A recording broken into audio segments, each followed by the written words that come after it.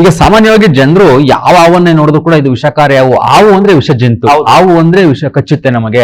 ಈ ನೀರೊಳಗಡೆ ನಾಗರಹಾವು ಕಚ್ಚೋದಿಲ್ಲ ಅಂತ ಹೇಳ್ತಾರೆ. ಇಲ್ಲ ಸರ್, ಇದು ಸುಳ್ಳು ಸರ್. ಹಾವು ಬಗ್ಗೆ ನಾಲೆಡ್ಜ್ ಇಲ್ಲ. ಹಾವು ನೋಡ್ತಕ್ಕಂತ ತಕ್ಷಣ ಸಾಮಾನ್ಯವಾಗಿ ಮಾಡೋ ತಪ್ಪೇನು ಸರ್ ಜನರು? ನಮ್ ಜನ ಹಂಗಲ್ಲ, ಹೋಗೋದು ಅದಕ್ಕೇನೋ ತೊಂದರೆ ಆಗಿ ಮಾಡೋದು, ಆಮೇಲೆ ಅದ್ರ ಕೈಲಿ ಕಚ್ಚಿಸ್ಕೊ. ಕರ್ನಾಟಕದಲ್ಲಿ, ರಾಜ್ಯದಲ್ಲಿ ಸಾಮಾನ್ಯವಾಗಿ ಯಾವೆಲ್ಲ ಜಾತಿಯ ಹಾವುಗಳನ್ನ ನಾವು ನೋಡಬಹುದು ಸರ್? ನಮ್ಮ ಕರ್ನಾಟಕದಲ್ಲಿ ಇವಾಗ ನೋಡಿರ್ಬೋದು ನೀವು, ನಾಗರಾವು, ಕೆರೆ ಹಾವು, ಕುಳಕ್ಮಂಡ್ಲ ಹಾವು, ಬಿದಿರು ಗುಳಿಮಂಡ್ಲ ಹಾವು, ಕಟ್ಟಾವು, ಆಭರಣ ಹಾವು, ತೋಳಮುಖದ ಹಾವು, ನೀರಾವು, ಮತ್ತೆ ಹೆಬ್ಬಾವು, ಕಾಳಿಂಗ ಸರ್ಪ, ಮತ್ತೆ ತೋಳದ ಹಾವು, ಹಸಿರು ಹಾವು, ಮಣ್ಣು ಮುಖ ಹಾವು, ಆಮೇಲೆ ಕೆಂಪು ಮಣ್ಣು ಮುಖ ಹಾವು.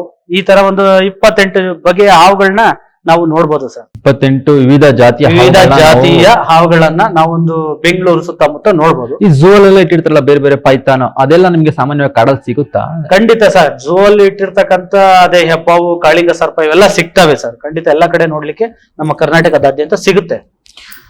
ಈಗ ಸಾಮಾನ್ಯವಾಗಿ ಜನರು ಯಾವ ಹಾವನ್ನೇ ನೋಡಿದ್ರು ಕೂಡ ಇದು ವಿಷಕಾರಿ ಹಾವು. ಹಾವು ಅಂದ್ರೆ ವಿಷ ಜಂತು, ಹಾವು ಅಂದ್ರೆ ವಿಷ ಕಚ್ಚುತ್ತೆ ನಮಗೆ, ಹಾವು ಅಂದ್ರೆ ಕೊಲ್ತಕ್ಕಂತ ಪ್ರಾಣಿ ಅನ್ನೋದು ಸಾಮಾನ್ಯ ಜನರ ಮನಸ್ಸಿನಲ್ಲಿ ಇರ್ತಕ್ಕಂಥದ್ದು. ಸೊ ಈಗ ನಾವೊಂದು ಹಾವನ್ನ ಸಡನ್ ಆಗಿ ನೋಡಿದ ತಕ್ಷಣ ಇದು ವಿಷಕಾರಿ ಹಾವು ಅಥವಾ ವಿಷರಹಿತ ಹಾವು ಅನ್ನೋದನ್ನ ಯಾವ ರೀತಿ ಕಂಡುಹಿಡಿಬಹುದು ಸರ್? ನಮ್ಮ ಬೆಂಗಳೂರಲ್ಲಿ ಸುಮಾರು 3 ಜಾತಿ ಹಾವುಗಳಲ್ಲಿ ಮಾತ್ರ ವಿಷ ಬರುತ್ತೆ ಸರ್. ಮೊದಲನೇದು ನಾಗರಾವು, ಗೊತ್ತಿರುತ್ತೆ ನಿಮ್ಗೆ, ಎಡೆ ಎತ್ತುತ್ತೆ, ಹಿಂದೆಗಡೆ ಸೆಪ್ಟಿಕಲ್ ಅಂದ್ರೆ ಯು ಮಾರ್ಕ್ ಇರುತ್ತೆ. ಇದನ್ನ ಸಾಮಾನ್ಯವಾಗಿ ಟಿವಿ, ಧಾರಾವಾಹಿ, ಪೇಪರ್ಗಳೆಲ್ಲ ನೋಡಿರ್ತಾರೆ. ನಾಗರಾವು ಅಂದ್ರೆ ಖಂಡಿತ ಎಂತ ಸಣ್ಣ ಮಗು ಕೂಡ ಐಡೆಂಟಿಫೈ ಮಾಡುತ್ತೆ. ಇನ್ನ ಕೊಳಕ್ಮಂಡ್ಲ ಹಾವು, ಮೈ ಮೇಲೆ ಡೈಮಂಡ್ ಶೇಪ್ ಬ್ಲಾಕ್ ಪಟ್ಟಿ ಇರುತ್ತೆ. ಡೈಮಂಡ್ ಶೇಪ್ ಅಲ್ಲಿ ಬ್ಲಾಕ್ ಪಟ್ಟಿ ಇರುತ್ತೆ. ಹೌದು, ಬ್ಲಾಕ್ ಒಂದು ಸುಮಾರು ಒಂದು 4 ಅಡಿ, 4.5 ಅಡಿ, 5 ಅಡಿ ಉದ್ದವರೆಗೂ ಬರ್ತದೆ. ಇದು ಆಲ್ಮೋಸ್ಟ್ ರೌಂಡ್ ಆಗಿ ತರಗೆಲೆ ಯಾವ ರೀತಿ ಇರುತ್ತೆ ಆ ರೀತಿ ಮೈ ಬಣ್ಣ ಹೊಂದಿರುತ್ತೆ. ಆದಷ್ಟು ಸಿಂಬೆ ಆಕಾರದಲ್ಲಿ ಸುತ್ಕೊಂಡು ಮಲಗೋದ್ರಿಂದ ಇದನ್ನ ಮಂಡಲದ ಹಾವು ಅಂತ ಕರೀತಾರೆ. ಇದರಲ್ಲಿ ಮತ್ತೆ ನಾಗರಾವು, ಅದ್ ಬಿಟ್ರೆ ಕಟ್ಟಾವು ಅಂತ ಬರುತ್ತೆ ಸರ್. ಇದು ರಾತ್ರಿ ಸಂಚಾರಿ ಹಾವಾಗಿದ್ದು ಮೈ ಮೇಲೆ ಕಪ್ಪು ಬಣ್ಣ, ಅಲ್ಲಲ್ಲಿ ಮಧ್ಯದಲ್ಲಿ ಬಿಳಿ ಬಣ್ಣದ ಪಟ್ಟಿ ಇರುತ್ತೆ. ಇದು ರಾತ್ರಿ ಸಂಚಾರಿ ಹಾವು. ನಾಗರಾವು, ಮಂಡಲದ ಹಾವು, ಕಟ್ಟಾವು, ಈ 3 ಜಾತಿ ಹಾವಲ್ಲಿ, ಇದರಲ್ಲಿ ಬೆಂಗಳೂರಲ್ಲಿ ಸಿಗುವಂತಹ ಈ 3 ಜಾತಿ ಹಾವುಗಳಲ್ಲಿ ವಿಷ ಇದೆ. ಅದ್ರಲ್ಲಿ ಇವಾಗ ಏನ್ ತೊಂದರೆ ಇಲ್ಲ. ಅದನ್ನ ನೋಡಿ ಅಥವಾ ಯಾರನ್ನ ಹೊರಗರ ಕರೆ ಮಾಡಿ ಈ ತರ ಹಾವಿದೆ, ಈ ತರ ಇಂತ ಫೋಟೋ ಏನನ್ನ ಕಳ್ಸಿದ್ರೆ ನಾವು ಅದ್ರ ಬಗ್ಗೆ ಗೈಡ್ ಮಾಡ್ಬೋದು. ಇವಾಗ ಏನ್ ತೊಂದರೆ ಇಲ್ಲ, ಎಲ್ಲ ಗೂಗಲ್ ಅಲ್ಲೇ ಸಿಗುತ್ತೆ ಸರ್. ಆರಾಮ್ಸೆ ವಾಯ್ಸ್ ರೆಕಾರ್ಡ್ ಅಲ್ಲಿ ಹೇಳಿದ್ರೆ ಅದ್ರ ಡೀಟೇಲ್ಸ್ ಬಂದ್ಬಿಡುತ್ತೆ. ಹಿಂದಿನ ಕಾಲದಲ್ಲಿ ಎಲ್ಲ ನೋಡಿ ಕೇಳಿ ಕಲ್ತ್ಕೊಬೇಕಾಯ್ತು. ಈಗ ಏನಿಲ್ಲ, ಫಿಂಗರ್ ಟಿಪ್ ಅಲ್ಲಿ ಎಲ್ಲ ಗೊತ್ತಾಗ್ಬಿಡುತ್ತೆ ಸರ್. ಅಂದ್ರೆ ಈ 3 ಜಾತಿಯ ಹಾವುಗಳನ್ನು ಹೊರತುಪಡಿಸಿ ಯಾವ ಜಾತಿಯ ಹಾವು ಬೇಕಾದ್ರೂ ಕೈಯಿಂದ ಹಿಡಿಬಹುದಾ? ಹಿಡಿಬಹುದು. ಆದ್ರೆ ನಾನು ಹೇಳಿದ್ದು ಬೆಂಗಳೂರಲ್ಲಿ ಸಂಬಂಧಪಟ್ಟಂಗೆ. ನಮ್ಮ ಕರ್ನಾಟಕಕ್ಕೆ ಹೋದ್ರೆ ಮಲೆನಾಡು ಭಾಗಗಳಲ್ಲಿ ಕಾಳಿಂಗ ಸರ್ಪ ಅಂತ ಬರುತ್ತೆ. ಅದ್ ಬಿಟ್ರೆ ಸಮುದ್ರದ ಹಾವುಗಳು ಅಂತ ಒಂದು 2 ರಿಂದ 3 ಜಾತಿಯ ಹಾವುಗಳು ಬರುತ್ತೆ. ಮಲೆನಾಡು ಭಾಗಕ್ಕೆ ಹೋದಾಗ ಅಲ್ಲಿ ಒಂದು 4 ಜಾತಿ ಹಾವುಗಳಲ್ಲಿ ವಿಷ ಕಂಡು ಬರುತ್ತೆ. ಗರ್ಗಸ ಮಂಡಲ, ಕಾಳಿಂಗ ಸರ್ಪ, ಅದ್ ಬಿಟ್ರೆ ಸಮುದ್ರದಲ್ಲಿ ವಾಸ ಮಾಡತಕ್ಕಂತ ಒಂದು 2 ಜಾತಿ ಹಾವುಗಳಲ್ಲಿ ವಿಷ ಬರುತ್ತೆ. ನಮ್ಮ ಕರ್ನಾಟಕಕ್ಕೆ ತಗೊಂಡ್ರೆ ಸುಮಾರು 4 ರಿಂದ 5 ಬಗೆಯ ಒಂದು ಹಾವುಗಳಲ್ಲಿ ವಿಷ ಬಿಟ್ರೆ ಮಿಕ್ಕಿ ಉಳಿದ ಹಾವುಗಳೆಲ್ಲ ವಿಷರಹಿತವಾದಂತಹ ಹಾವು. ಕಚ್ಚಿದ್ರು ಮಾನವನಿಗೆ ಯಾವುದೇ ರೀತಿ ಸಮಸ್ಯೆ ಇಲ್ಲ.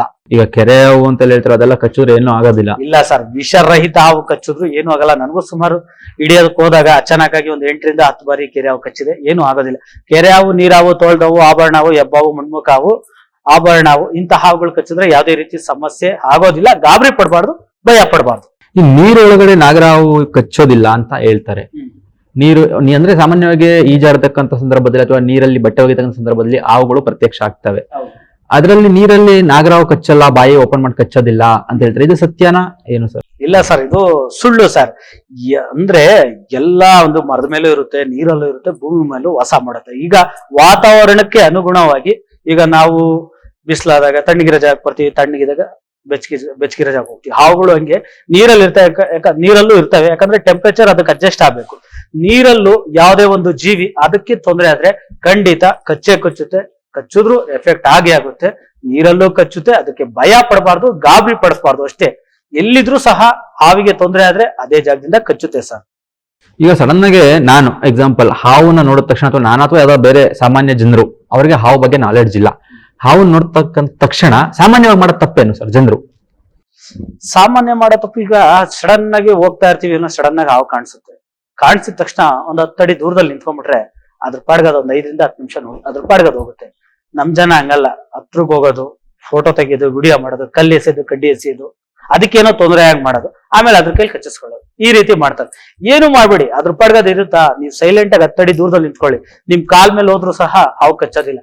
ಸುಮ್ನೆ ಕಚ್ಚೋದು ಮನುಷ್ಯ, ಹಾವಲ್ಲ. ಅದಕ್ಕೆ ತೊಂದರೆ ಆದ್ರೆ ಮಾತ್ರ ನೀವು ಕ್ರಿಯೆಗೆ ತಕ್ಕ ಪ್ರತಿಕ್ರಿಯೆ. ಹಾವಿಗೆ ತೊಂದರೆ ಕೊಟ್ಟು ಅದು ಕಚ್ಚುತ್ತೆ, ಇಲ್ಲ ಅಂದ್ರೆ ನಿಮ್ ಕೈ ಮೇಲೆ ಅಥವಾ ಕಾಲ್ ಮೇಲೆ ಮೈ ಮೇಲೆ ಹೋದ್ರು ಸಹ ಹಾವು ಕಚ್ಚೋದಿಲ್ಲ.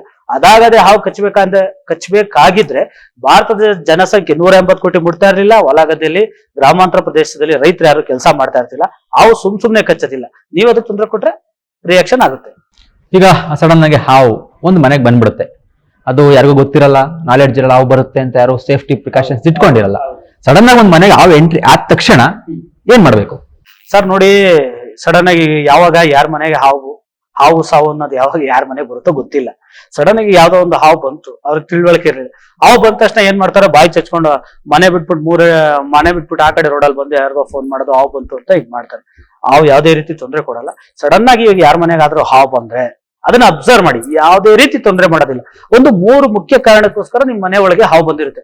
ಒಂದು ಟೆಂಪರೇಚರ್ ಅಡ್ಜಸ್ಟ್ ಮಾಡ್ಕೊಳ್ಳೋದಕ್ಕೆ, ಇಲ್ಲಾಂದ್ರೆ ಆಹಾರ ಅರಸಿ. ಅದಕ್ಕೆ ಬೇಕಾಗಿರ್ತಕ್ಕಂಥ ಇಲಿ ಅಥವಾ ಕಪ್ಪೆ ನಿಮ್ಮ ಮನೆಯಲ್ಲಿ ಸಿಗ್ಬೋದು. ಅದಕ್ಕೆ ಆಹಾರ ಸಿಗ್ಬೋದು, ಇಲ್ಲ ನೀರ್ ಸಿಗ್ಬೋದು, ಇಲ್ಲ ಟೆಂಪರೇಚರ್ ಅಡ್ಜಸ್ಟ್ ಆಗ್ಬೋದು, ಇಲ್ಲ ಅಂದ್ರೆ ಯಾವ್ದೋ ಒಂದು ವೈರಿಯಿಂದ ತಪ್ಪಿಸ್ಕೊಳ್ಳೋದಕ್ಕೋಸ್ಕರ ನಿಮ್ ಮನೆಗೆ ಬರ್ಬೋದು. ಈ ಒಂದು 3-4 ಕಾರಣಗಳಿಗೋಸ್ಕರ ನಿಮ್ ಮನೆಗೆ ಬರುತ್ತೆ. ನಿಮ್ ಮನೆಗೆ ಬಂದಾಗ 10 ಅಡಿ ದೂರದಲ್ಲಿ ನಿಂತ್ಕೊಳ್ಳಿ. ಹಾವು ಹೋಗೋದು ಯಾವಾಗೂ ಸೈಡ್ ಅಲ್ಲಿ ಮರೆ ಮಾಚುವಂತಹ ಜಾಗಗಳಲ್ಲಿ ಹೋಗ್ತದೆ, ಯಾಕಂದ್ರೆ ನೇರವಾಗಿ ಬರೋದಿಲ್ಲ. ಅದು ಹಾವು ಯಾವ ರೀತಿ ಅಂದ್ರೆ ಒಂದು ಏನ್ ಹೇಳ್ತಾರ ಅದಕ್ಕೆ, ಯಾವಾಗ್ಲೂ ಅಂದ್ರೆ ಮರೆ ಮಾಚುವಂತ ಜಾಗ ಕಂಡ್ರೆ ಎಲ್ಲಿ ಹೊಡೆದಾಕ್ಬಿಡ್ತಾರ ಅಂದ್ರೆ ಜನ ಸುಮ್ನೆ ಹೊಡೆದಾಕ್ತಾರೆ ಅಂದ್ಬಿಟ್ಟು ಒಂದು ಮೂಲೆಯಲ್ಲಿ ಬಂದು ಅಥವಾ ಒಂದು ಮೂಟೆ ಸಂದಿನೋ ಇಲ್ಲ ಒಂದು ಬಕೆಟ್ ಸಂದಿನೋ, ಹೌದೌದು, ಸ್ವಯಂ ರಕ್ಷಣೆಯಲ್ಲಿರುತ್ತೆ. ಬಕೆಟ್ ಸಂದಿನೋ ಮರೆ ಮಾತುವಂತ ಒಂದು ಜಾಗದಲ್ಲಿ ಬಂದು ಅಡಗಿಕೊಳ್ತದೆ.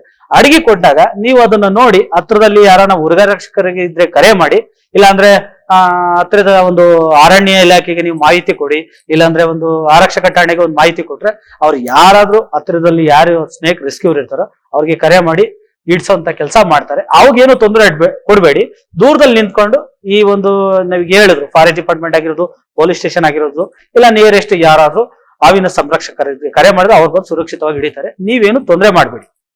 ಈ ಟೆಂಪರೇಚರ್ ಅಡ್ಜಸ್ಟ್ ಅಂತ ಆಗ್ಲಿಂದ ಹೇಳ್ತಾ ಇದ್ದೀರಿ, 2-3 ಬಾರಿ ಇದು ರಿಪೀಟ್ ಆಯ್ತು. ಟೆಂಪರೇಚರ್ ಅಡ್ಜಸ್ಟ್ ಅಂದ್ರೆ ಏನು? ಹಾವುಗಳು ಮಾತ್ರ ಟೆಂಪರೇಚರ್ ಅಡ್ಜಸ್ಟ್ ಮಾಡ್ಕೊಂಡು ಅಥವಾ ಬೇರೆ ಪ್ರಾಣಿಗಳಿಗೂ ಇದೆಯಾ ಈ ತರ ಅಂದ್ರೆ ಮಾಡಬೇಕು ಅಂತ ಇದೆಯಾ? ಟೆಂಪರೇಚರ್ ಅಡ್ಜಸ್ಟ್ ಅಂದ್ರೆ ಏನು ಸರ್? ಟೆಂಪರೇಚರ್ ಅಡ್ಜಸ್ಟ್ ಅಂದ್ರೆ ಇವಾಗ ನೋಡಿ, ಇವಾಗ ನಮ್ಗೆ ಬೇಸಿಗೆ ಅಂದ್ರೆ ನಾವು ತಣ್ಣಗಿರೋ ಜಾಗಕ್ಕೆ ಹೋಗ್ತೀವಿ. ಹಾವು ಹೇಳೋದಿಲ್ಲ ಸರ್. ಬೇಸಿಗೆಗೆ ಸುಮಾರು ಬೆಳಿಗ್ಗೆ 10ರಿಂದ ಸಂಜೆ 5:30-6 ಗಂಟೆವರೆಗೂ ತುಂಬಾ ಬಿಸಿಲಿರೋದ್ರಿಂದ ಅವಾಗ ತಣ್ಣಗಿರೋ ಜಾಗಕ್ಕೆ ಹೋಗ್ತವೆ. ತಣ್ಣಗಿರೋ ಜಾಗ ಯಾವುದು? ನಿಮ್ಮ ಮನೆ ಬಚ್ಚಲು, ಬಾತ್ರೂಮು, ಸಂಪು, ಗಾರ್ಡನ್, ನೀರೋಗಂತ ಜಾಗ, ಬಟ್ಟೆ ಶಿಣಿಯೋ ಕಲ್ಲು, ಪೈಪು, ಗಾರ್ಡನ್, ತಣ್ಣಗಿರೋ ಜಾಗಕ್ಕೆ ಬರ್ತದೆ. ಹೌದು, ಕೋಲ್ಡ್ ಎಲ್ಲಿರುತ್ತೆ ಅಲ್ಲಿ ಹಾವು ಬರುತ್ತೆ. ಮನುಷ್ಯನಿಂದ ನಮ್ಮ ಭೂಮಿ ಮೇಲೆ ಎಷ್ಟು ಜೀವರಾಶಿಗಳಿದೆ, ಎಲ್ಲದಕ್ಕೂ ಟೆಂಪರೇಚರ್ ಅನ್ನೋದು ಅಡ್ಜಸ್ಟ್ ಆಗುತ್ತೆ. ನಾವಾದ್ರೆ AC ಹಾಕ್ತಿವಿ, ಫ್ಯಾನ್ ಹಾಕ್ತಿವಿ, ಚಳಿ ಆದ್ರೂ ಹೋಗಿ ರಗ್ಗದ್ಕೊಂಡ್ ಮನಿಕಂತೀವಿ. ಆ ಜೀವಿಗಳಿಗೆ ಯಾವ್ದು ಬಾಯಿ ಬಿಟ್ಟು ಹೇಳೋದಿಕ್ ಬರಲ್ಲ. ಅದಕ್ಕೆ ಅದು ಬಾಡಿಲೇ ಅಡ್ಜಸ್ಟ್ ಆಗಿ ಗೊತ್ತಾಗುತ್ತೆ ಸೆನ್ಸರ್ ಅಲ್ಲಿ.